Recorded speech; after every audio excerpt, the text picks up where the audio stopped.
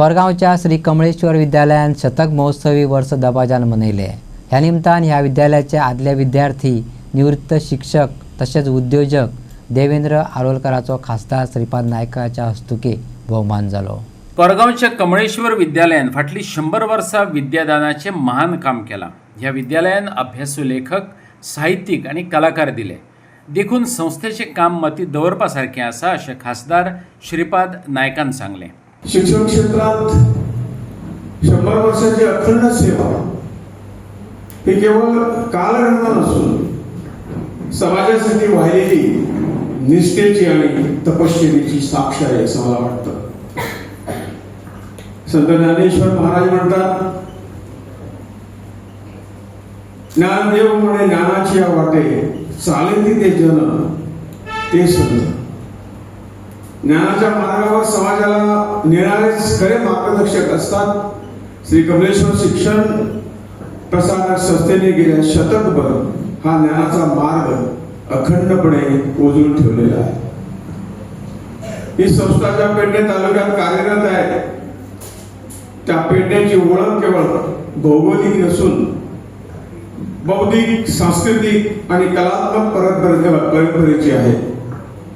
पेडण्याने देशाला महान संत दिले ते म्हणजे संत सोयराबाबा, संस्कृत पंडित, वेदशास्त्राचे अभ्यासक, शिक्षण तज्ञ, विचारवंत दिले आहेत। याच भूमीत मराठी साहित्याला समृद्ध करणारे साहित्य घडले आहे। तसेच व्यासपीठावर, रंगभूमीवर आपली छाप उमटणारे कलाकार व नाटककारही इथं निर्माण झालेले आहेत। पेडण्यातील नाट्य परंपरेने लोकजीवन, सामाजिक प्रश्न आणि मानवी संवेदनांना रंगमंचावर प्रभावीपणे साकारलेलं आहे। व्यावसायिक रंगभूमीवर काम करणाऱ्या कलाकारांनी आपल्या अभिनयाने मराठी रंगभूमीची ओळख राज्य व देश पातळीवर करून दिलेली आहे। राष्ट्र निर्मितीसाठी सज्ज नागरिक घडवणे हे शिक्षणाचं अंतिम उद्दिष्ट असलं पाहिजे।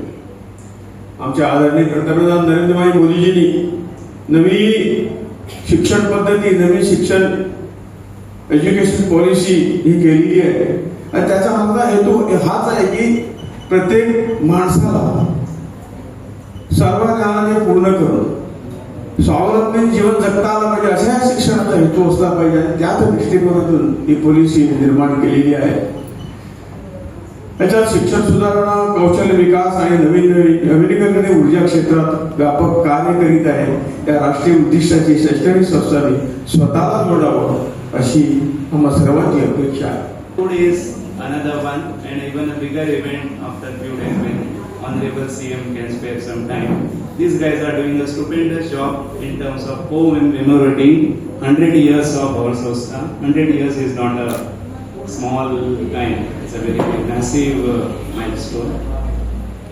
We did celebrate this in part in July 2025 as part of the Ex-Students Association. One function we had was felicitating the toppers of all the schools in Pedni Taluka. There were some 33 schools and one of the girls who was felicitated today, Lakshita Mungekar, I remember her name, she was also one of the recipients of the prizes. I think she is not in today. There were 45 students from 33 schools in Pedni Taluka that we had celebrated as part of our centenary celebrations.